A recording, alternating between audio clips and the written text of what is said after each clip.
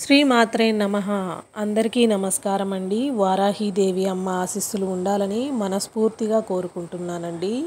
ప్రతిరోజు మనం అమ్మవారి మంత్రాలను అయితే చెప్పుకుంటూ ఉన్నాము. ఈరోజైతే మరొక మంచి విశేషవంతమైన మంత్రంతో మీ ముందుకు వచ్చేసానండి. అలాగే ఇప్పుడు చెప్పబోయే మంత్రాన్ని అయితే మాత్రం రాత్రి నిద్రించే ముందు 10 గంటలు దాటిన తర్వాత 2 గంటల లోపు 9 సార్లు ఖచ్చితంగా జపించండి. లేదు ఎక్కువ టైం ఉంది మేము చదవగలం అనుకున్న వారు 11 సార్లు, 21 సార్లు, 108 సార్లు, ఎన్నిసార్లు అయినా సరే జపించవచ్చు. అంటే 9 సార్లకి తక్కువ కాకుండా జపించాలని చెప్తున్నానండి.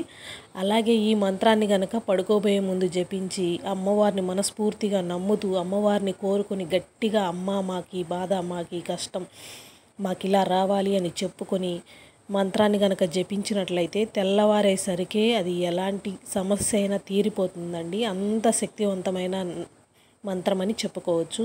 ఆ మంత్రాన్ని నేను స్క్రీన్పై స్క్రోల్ చేస్తూ చదివి వినిపిస్తాను. అలాగే చెప్పుకోవడానికి నోరు తిరగట్లేదు, రావట్లేదండి మాకు అనుకున్న వారు ఒక నోట్బుక్ పెట్టుకోండి. ఆ బుక్ పైన ఈ మంత్రాన్ని చూసి రాయండి. 9 సార్లైనా 11 సార్లైనా రాయండి. రాయటం వలన కూడా మనకి చదివినంత ఫలితం అనేది ఉంటుంది, ఎక్కువ ఫలితమే ఉంటుంది. కాబట్టి చదవగలిగిన వాళ్ళు చదవండి, చదవటం రాని వాళ్ళు రాయండి. ఆ మంత్రం ఏమిటనేది నేను ఇప్పుడు మీకు చదివి వినిపిస్తాను.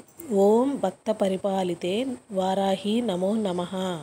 ఓం భక్త పరిపాలితే వారాహి నమో నమః. ఓం భక్త పరిపాలితే వారాహి నమో నమః.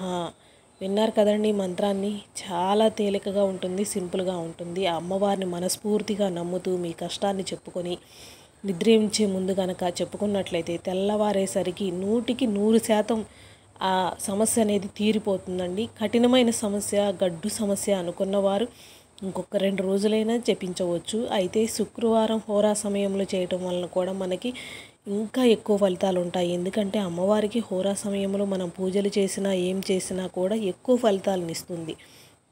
లేదు సమస్య అనేది చెప్పి రాదు కదా అనుకుంటారు కదా, అలాంటి వాళ్ళు ఎప్పుడు సమస్య వచ్చినా రాత్రి నిద్రించే ముందు జపించండి. స్వస్తి.